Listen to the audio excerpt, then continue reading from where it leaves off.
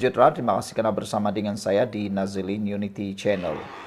UMNO perlu perubahan drastik untuk kekal dalam kerajaan, kata penganalisis. Persoalan besar hari ini kepada kita semua, yang saya nak tanya kepada anda semua ialah, sejauh mana bolehnya bertahan UMNO dalam kerajaan ini? Khususnya ada beberapa pemimpin dalam UMNO yang cukup lantang melawan, menyerang DAP. Walhal mereka dalam satu kapal. Bayangkan sajalah mudahnya cerita begini.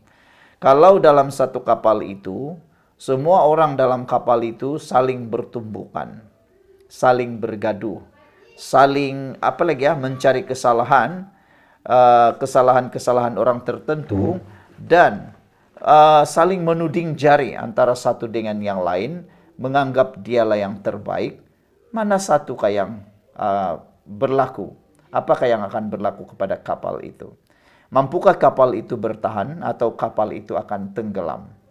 Oleh sebab itulah, persoalan ini mulai timbul. Yang mungkin anda boleh tolong jawab. Mampukah UMNO bertahan dalam kerajaan perpaduan ini?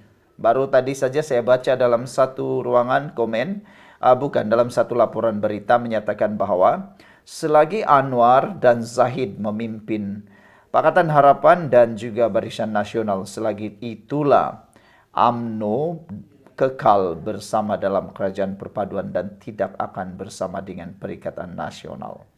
Tetapi menjadi persoalan sekarang, suara-suara mula timbul, kerasnya menentang DAP dalam kerajaan. Sesama dalam pasukan bola sepak, kalau ada satu orang yang menentang kawan sendiri, maknanya lawan akan menjadi lebih ramai.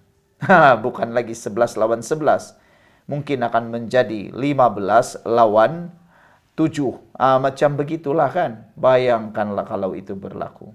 Jadi sekarang ini ditanya seterusnya ialah, adakah patutnya UMNO keluar saja daripada kerajaan perpaduan ini? Perlu dipimpin pula oleh Akmal Saleh. Macam itulah. UMNO perlu perubahan drastik untuk kekal dalam kerajaan, kata penganalisis. Jadi untuk kekal dalam kerajaan, UMNO perlu lakukan ini. Ahli akademik berkata, selain pengundi Melayu bandar dan luar bandar, parti itu juga mesti memikat komuniti Cina dan India.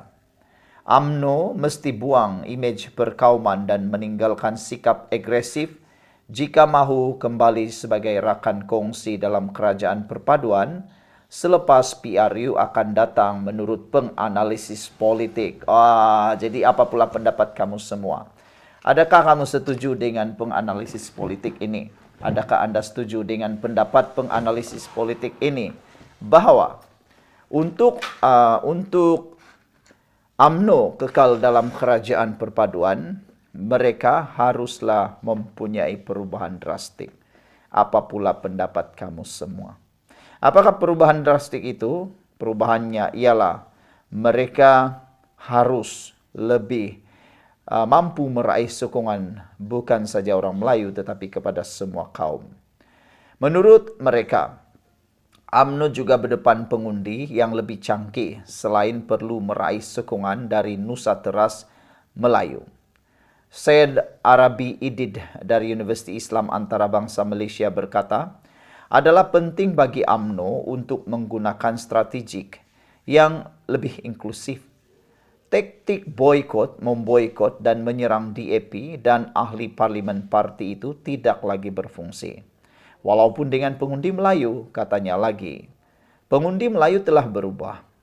Pada Konvensyen Barisan Nasional Negeri Sembilan baru-baru ini, Presiden UMNO Ahmad Zahid Hamidi berkata kerjasama parti itu dengan kerajaan perpaduan pimpinan Anwar Ibrahim akan kekal sehingga PRU akan datang.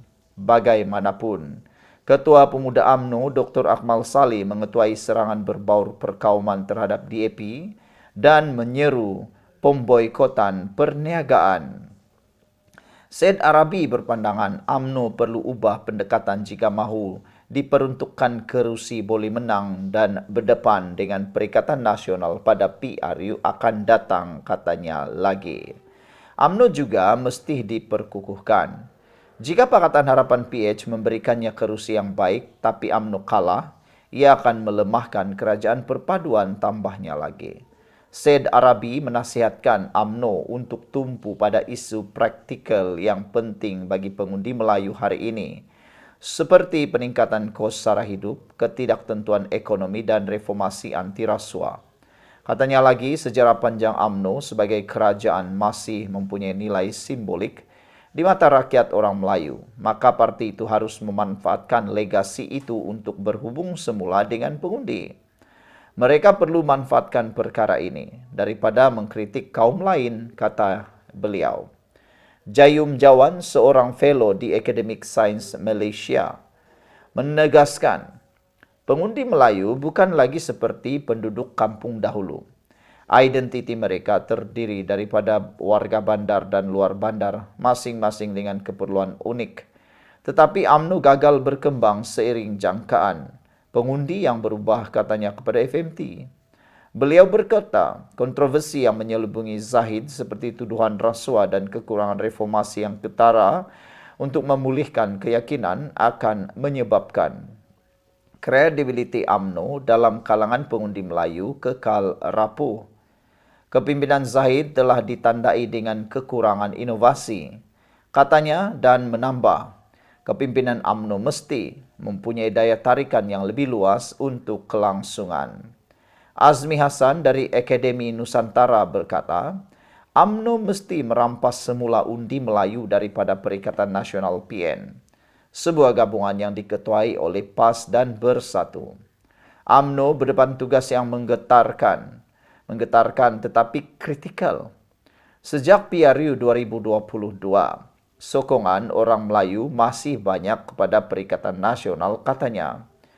Beliau juga berkata, UMNO mungkin perlu terus bekerjasama dengan PH untuk menarik pengundi Cina dan India, memandangkan daya tarikannya dengan kumpulan ini semakin berkurangan. Saudara-saudara sekalian, sebelum Anda tinggalkan ulasan kali ini, betulkah UMNO perlu perubahan drastik untuk kekal dalam kerajaan?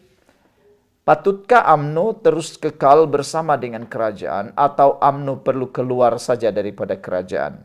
Kerana yang paling lantang berkata ialah Akmal Saleh, Ketua Pemuda UMNO Malaysia. Beliau banyak kali menyerang DAP, menyerang kepimpinan DAP, dan beliau juga banyak kali menyerang pemimpin-pemimpin DAP. Jadi, kelihatannya di sana sukar untuk bertahan dalam kerajaan perpaduan ini kalau mereka tidak mengubah strategi dan mengubah diri mereka. Taktik memboikot dan menyerang DAP dan ahli parlimen DAP tidak lagi berfungsi walaupun dengan pengundi Melayu. Sekian untuk kali ini, jangan lupa tinggalkan komen Anda.